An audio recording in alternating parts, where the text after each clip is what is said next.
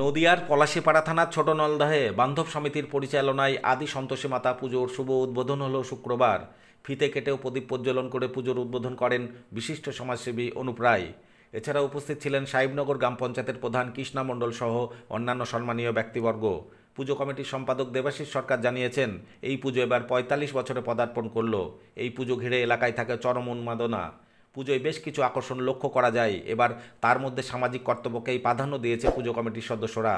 এদিন দুস্থ মানুষদের হাতে কম্বল তুলে দেন উদ্যোক্তারা। জানা গিয়েছে, এই পুজো চলবে মঙ্গলবার পর্যন্ত।